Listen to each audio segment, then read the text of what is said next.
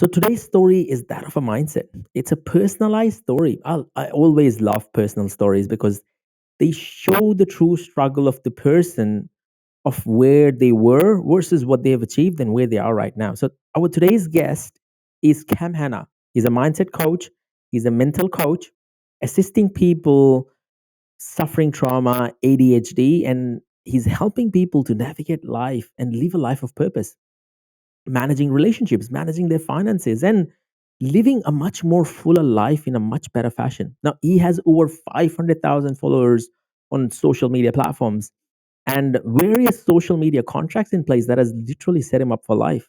And a very hardcore social media influencer running a mindset coaching business on the side. Now, imagine what Cam would have done if he wasn't coming through with so much adversity in life. Okay, if he was given all these options and opportunities upfront, where would he be? Let us seep into us for a second that a person who was doing a mediocre job on a construction site, playing video games, smoking weed, is a person who's now changing mindset, running a six-figure business only at an age of 24. It is an amazing story, and I am truly inspired, and I would want you guys to tune in and listen to what Cam is saying.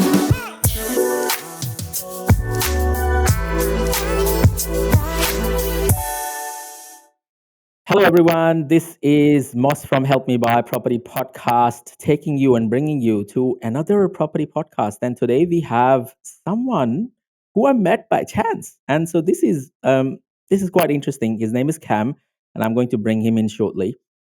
Amazing story, and so I want to hear the story. I want him to tell the story about who he is and what he does and what he used to do, and we'll potentially start from what he was doing versus what he is doing. Let's bring him in. Let's talk to him. Cam, welcome to Help Me Buy Property Podcast. How are you today? Thanks for having me here, Moxin. I am fantastic today, as always. I'm blessed. Every single day is a beautiful day, and I wake up with just pure joy. 100%. You it seems like you are there where there is a lot of sun. I think we are at the same place in Melbourne, right? Well, I'm on the west side across from the Westgate Bridge, so I'm nowhere near in the city. True, true, true. So maybe there is a bit more sun there compared to where Yeah, I am, where I can hear the thunder in the background. yeah, man. You're trying to keep positive about it. Yes, 100%. And so you are going on holiday in Queensland, which is awesome, which is great. And so let's start on the positive note and talk to me a bit about yourself first before we, dug up the skeletons from the past.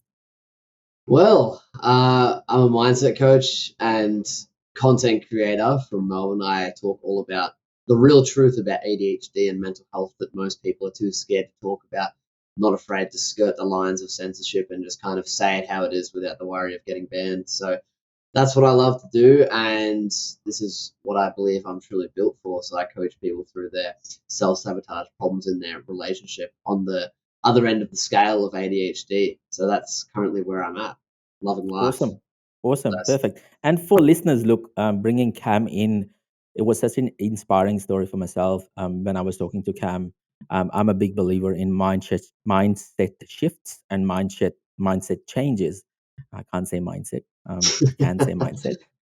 So mindset shift and mindset changes, and I think that plays a big part in setting up the business, changing your life, property investing, everything. It plays a massive role. And Yeah.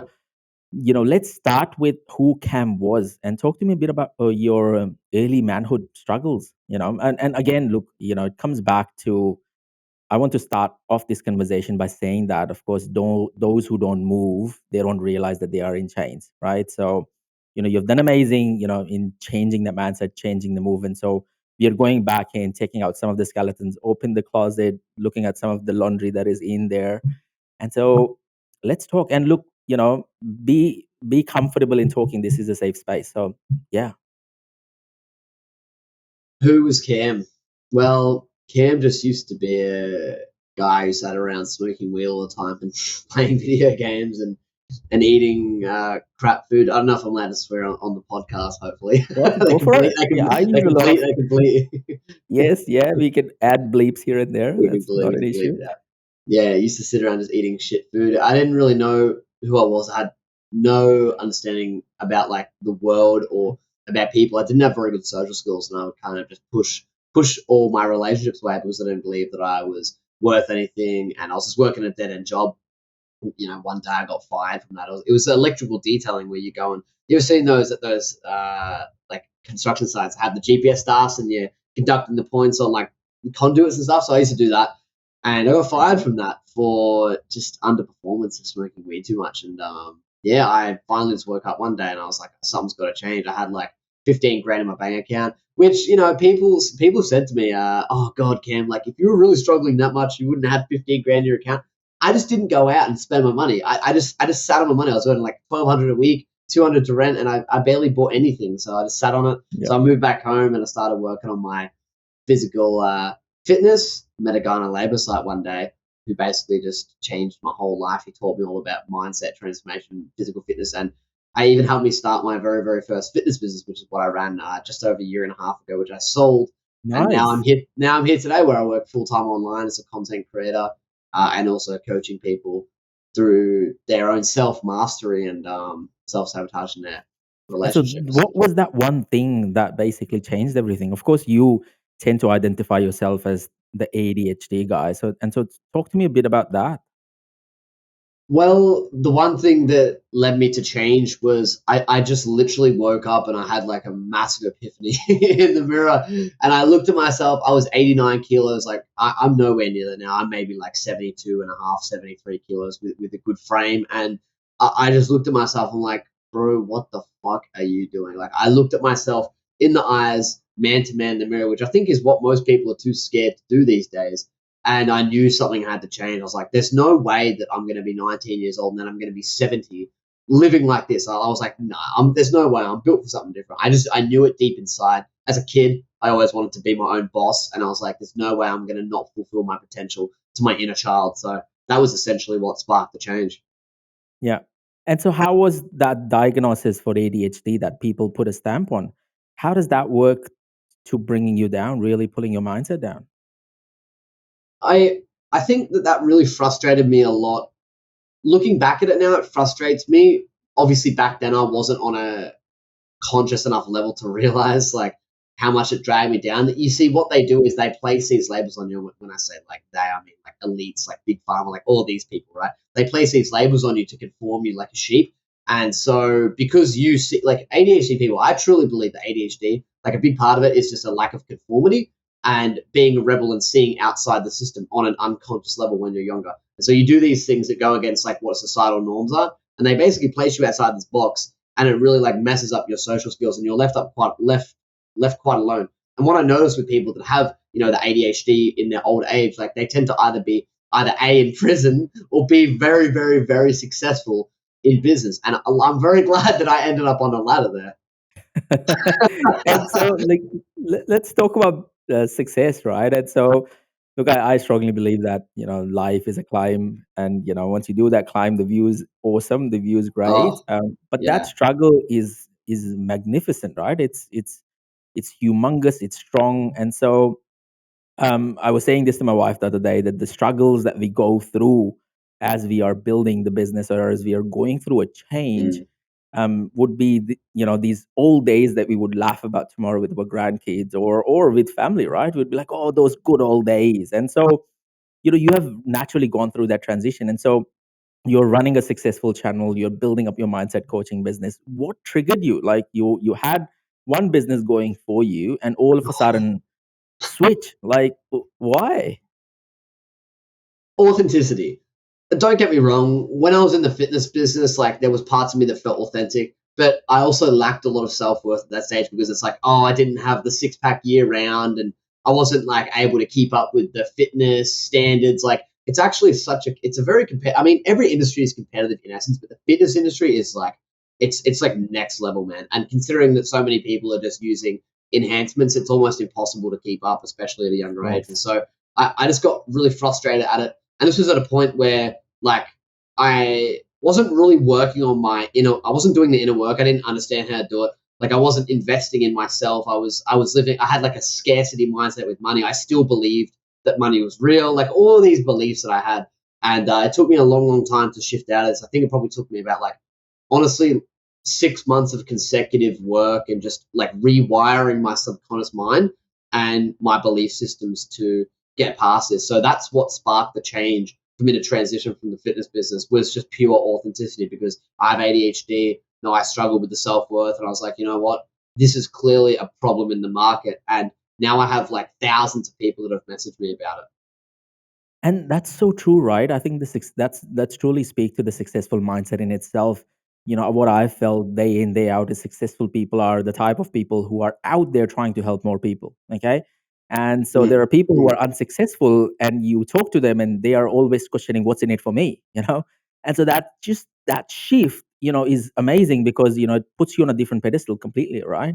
It changes the dynamics on how you're leading the life and how you're helping people out there. mm, exactly. I don't think you always need something in return. Like, don't get me wrong, if you're doing coaching, there has to be some sort of exchange of value. But it doesn't Of mean course. that every single situation that you go into, you need to have something from someone. Like, the reality is what I've noticed, and I actually have this tatted on my left chest. It says, need nothing, attract everything. When you actually don't need anything from anyone, and when I say need, like a lot of it comes down to money. When you don't need it, and say, for example, you're sitting on like 10 grand, you're like, cool, I don't need $2,000 because I've got money. It's like it creates better relationships. It actually does open up more opportunities because of that transfer of energy. Yeah. And look, it's important. You make a very important point. I think people get it wrong that just because someone is charging for their value, their time, that means that, it's a transactional business. No, I think sometimes you have to value or put a value to your time Yeah, for of other course. person to realize the importance of why they should be engaging, right? Imagine, Elon Musk, giving everyone Tesla for free, right? Do you think that there would be so many Teslas? I think people would be like, "Well, Yeah. it's a shit car." So that exclusivity, in some instances, pushes people for change, and drives people to that change as well. So I'm no way, against people charging money to change or mindset coaching or coaching in general, right? I think the most important point that you were making before is, more in the successful mindset space, is that people naturally think about helping other people, when they are successful. Okay. And so I was quoted this a while back where I was watching this Netflix. I think it was Netflix or something in Amazon Prime. It's called How to How to Become a Billionaire, and it's an amazing series. I would always ask people to actually go ahead and watch it. And so there was a 17-year-old there where the host asked him a question as to, oh, do you want to be successful? How much do you want to make more money than your dad because your dad is a billionaire? And he's like, no, no, success is not money. Mm, Success is me going out there solving problems. And if I can find a problem that I can solve for 1 billion people and charge them $1, I'll be a billionaire tomorrow. And that was just like, it was an eye opener for me that, okay, it's not so much about, well, what's in it for me? It's more about, okay, how do you mm. continuously be in that continuum of helping more people so that you're lifting not only your game, but you're lifting people together with you. Amazing community, by the way, that you've created. So Thank you. kudos to you, Thank man. you. Thank you. I Um, agree with that, by the way. Yeah. And so, talking about success, of course, not everyone is always successful. And so, let's talk about the unsuccessful ventures that you've been part of, or things that haven't been, hasn't gone as planned as you would think that they would go as planned. Oh, probably my fitness business, but it just like it came down to a lack of my own personal development. Although the strategy we were using, which was generate leads, bring people in for a free 3 week program, and then close the deal. I had a business partner; he was handling the sales, I was doing all the marketing and like coaching in the free program and stuff. That was it was highly exhausting. Like we were doing okay, like we were bringing 12, 13 grand a month. Like I didn't realize that, like, wow, that's a lot back then. And to me, it's like, okay, like, oh, that's whatever nowadays. But like, I know it's perspective, right? But seriously, and it was very, very draining. And like, I was coaching like 30 people at once, doing like freaking 20 calls a week for coaching calls, plus like calls for qualifying people to bring them on programs. I was doing like 30, 35 hours of calls. And it just got to a point where I was so burnt out. I was like, this isn't even worth the 13 grand a month. Like this, like we need to be doing more. There must be something we're doing wrong. So eventually I started a second channel. Every spare second I put into it, which was talking about mental health and ADHD. And I was like, just wanted to pursue it and just try it and teach people about it. And that really took off when I started doing consultation calls. So I ended up selling the fitness business, like just taking my percentage and changing that. So that was probably my biggest struggle in that, was just underdevelopment of my own personal growth and just Yeah, burnout for not regulating my central nervous system. Yeah. sure. And so was there a fear in, jumping from the old business to the new business or starting up the new business? How did that transition take place? There is always that one moment where you realize, okay, I'm going to pull this plug or hit this switch and make a transition. How did that happen? I don't know. I knew I had to do something. Like the state of the world, you simply just aren't going to be able to create long term wealth off a 9 to 5. Like it's getting too hard to live and pay for things. Like things are seriously expensive because there's hyperinflation. I was like, there's no way I'm gonna be able to do this working gardening for $30 an hour. Like, bro, that's modern day slavery right there. So Slavery. I was like, I have to do something. I was like, what is truest to me? And I really pondered on this. I was like, the thing that's most authentic to me is the struggles that I had with ADHD and my own mental health. And I was like, I'm going to go all in on that and just start making content. And I was posting 5 videos a day for ages to get my, like, with my camera, highly Wow. quality edited. Like, I'm talking, I was putting some hours in. And, I started really growing that. And all I did was I just used the business model implemented from the old business model into this, except I wasn't coaching people for free. I started off by having conversations really well and just booking people in for consultations. So that's where I started. Yeah. That's amazing. That's awesome. And look, you are right in saying that a lot of people think that the 9 to 5 is going to get them there. Of course, it's a good place to start, but it's not a good place to finish, right? Um, Agreed. yeah, it's natural, when you're walking down the street and you see a Maserati or a Ferrari going past you, and you see, that that's a $500,000 car, and even if you saved for the next 10 years and ate nothing, did nothing, no travel, nothing, you would still You're not be able getting that. to afford that car. Yeah, 100%. So these people must be doing something different. And of course, business comes into that, and investing comes into that. So it's a very important Mm, part of success. And look, and I strongly feel that fear plays a big role in making the transition. When I was transitioning from my own corporate world into the business, I had this fear of, what if the clients stop coming? Like, what if, like, mm. and of course, I was married, I had kids, I was married quite young, I was 26, and, I pulled the plug on the marriage, and I said, yeah, I'm going to get married now. And so I was engaged at 24, literally, right? So, Wow. there's a lot of commitment that pulls you back, right? And so you're Mm. thinking, okay, if I take this jump, what if the clients don't turn up? And, it comes down to, overcoming that fear to really and truly see the success. Yeah, 100%. It is, isn't it? And it's kind of just like you have to have the ultimate conviction and belief within yourself. I think it's a quote from Think and Grow Rich by Napoleon Hill. When you have a strong belief backed with a burning desire, you'll be able to achieve anything. Because I think you realize at the end of the day, like there's not really anything else to do in the world but to build something for yourself. Like what else is there to really do? 100%, 100%. And so do people misunderstand you? Like, considering that, you are what you're doing right at this stage, are there times where, your friends, people around you, your, people who are seeking consultation from you completely get you wrong? And I think it comes down to communication as well. But does that happens quite often? As in, like people hating on me, for example. Yeah, yeah. Look, I mean, I'll give you my example. I have a lot of people who hate me because I challenge them. I challenge them into their thinking. I challenge them into what they're selling. I challenge them into, what they're preaching. A lot of property profits hate me. I'm on their, hate list. I'm not on the Christmas card, 100%. And the only reason that happens is because they are not really hearing what I'm saying. They are against me being a person. They're not against the notion because they believe it. That's why the hate is there, right? So yeah, Yeah, okay. To answer your question, I would say yes, and I notice most of the time that it happens when I tend to turn people away. People just don't seem to understand that I can't help everyone. Like I literally have like 2,000 message requests on TikTok. People get angry at me for not answering. Like I can't sit there and physically answer all of those. I have to hire someone.